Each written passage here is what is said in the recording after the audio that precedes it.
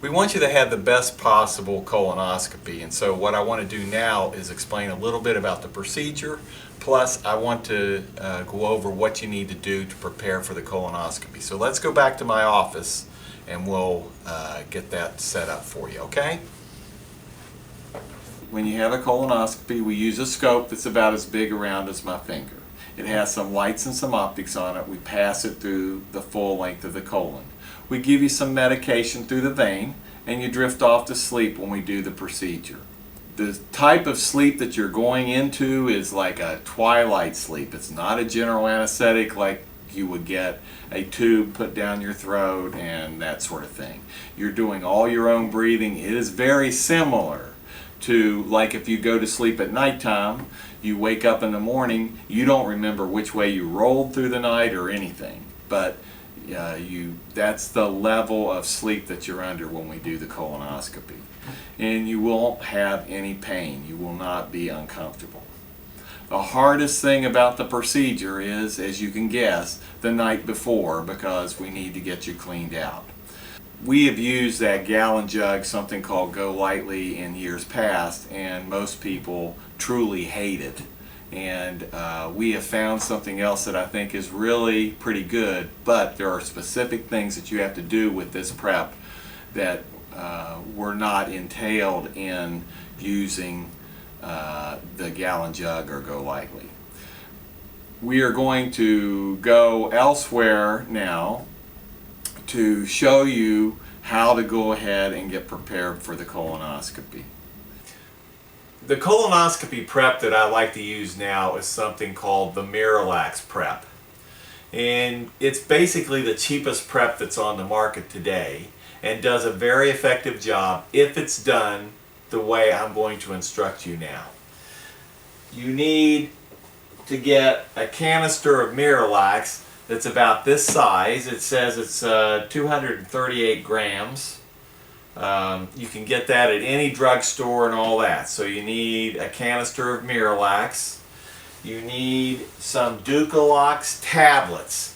They usually come in a package of 10 for the smallest amount. And you take 2 of those at the time when I tell you.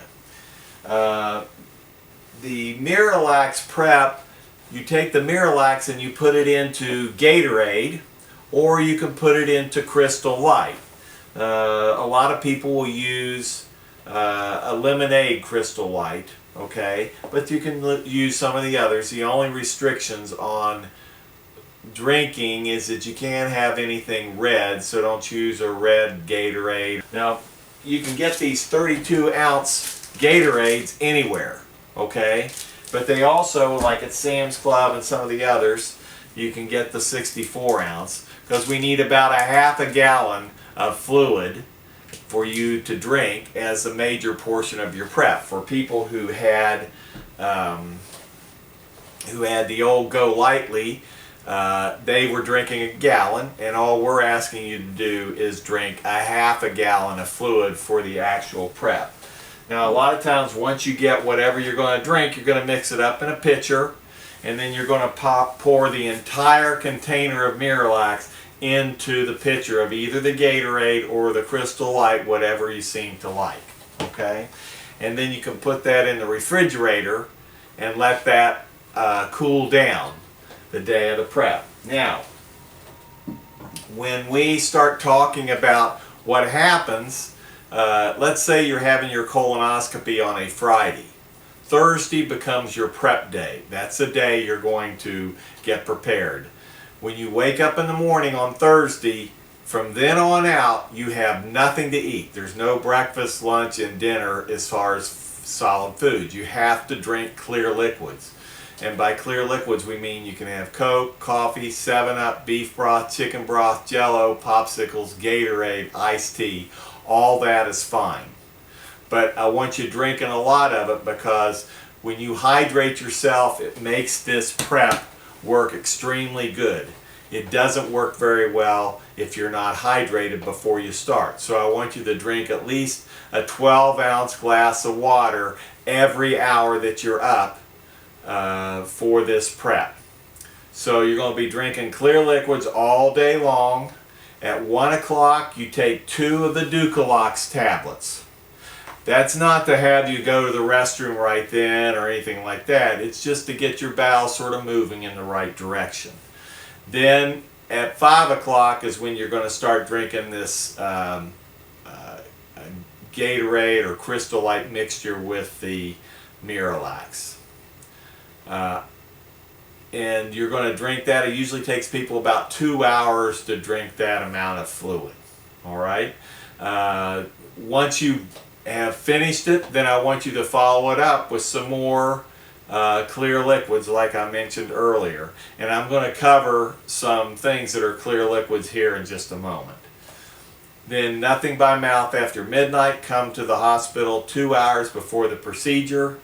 I come around and talk to you before we go back for the procedure, and then after that is over with, then we go ahead and do the procedure. You'll go to recovery room, and after the procedure's over with, and then back to your room at the hospital before you go home. You're usually at the hospital for approximately 4 to 5 hours. We want to make sure that you wake up from the anesthesia that we give you, because we've had some incidents where people have decided they wanted to leave early, and they get in their car and they drive home and they fall as they're getting out of their car, and then they end up back in the emergency room. So you don't want to do that. The other point I want to make is that some people think, well, I feel like driving, and this medication does a very nice job of making you feel like you could drive home, but you can't. If you go out and have an accident, let's say you go down 30th Street and Guyan Road and have an accident down there, and you run into, or a drunk runs into you, they'll let the drunk drive home and they'll take you to jail. So that's why you got to have somebody take you home. I thought it was important to explain what a clear liquid is. A lot of times people won't have any idea. They get confused as clear and not clear. Clear liquid is anything that you can hold up to light and see light come through. And some clear liquids we have here, this is like apple juice, that's a clear liquid. Propel, of course, is a clear liquid. Water, of course, is a clear liquid. The iced tea that you see is all a clear liquid.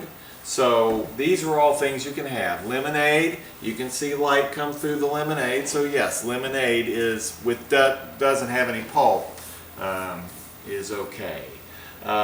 Something that's not okay is any red liquid. Okay, those things are not allowed because they give the impression there might be some blood. Some things that are not clear liquids are in the refrigerator here, and I'm going to open the door to show you some of the things that you don't want to get into. It will ruin your prep. V8, you do not want any V8. Orange juice, you do not want any orange juice. None of these are clear liquids. And of course, milk, no good. Now, looking up here at half and half, if you use half and half in your coffee, you cannot use half and half. You'll have to use, you can use sugars, but you can't use any dairy type products or dairy substitute. Okay? So before my wife gets on me about the refrigerator being open, I think I'll close it. Now, people will ask me about medications. The medications we want you to make sure you take with a sip of water before you come to the hospital are the ones that you take in the morning. That would be blood pressure medications or medications that are for your thyroid, like Synthroid. One last point that I'd like to make. When you go to Lowe's and buy a new tool, or you get a new recipe from a friend of some dinner that you've never made before, the first thing you do, you always read the instructions. That's what I want you to do with these colonoscopy things as well. Read the instructions, because it's all written down here for you, and it's to make it go a little bit better and give you the best possible prep that we can have. The other thing is that some people will say, you know, I don't want to bother the doctor, I don't want to call, I don't want to get, you know, I've got a question, but I don't want to bother him. I want you to call the office if you have any questions about your colonoscopy or anything else, because I want you to have a full understanding of what to expect, and this will ensure that you do get the best possible prep. So now you're on your own, so enjoy the prep, and then you can tell me all about it when I come around to see you before we do the exam. Thank you.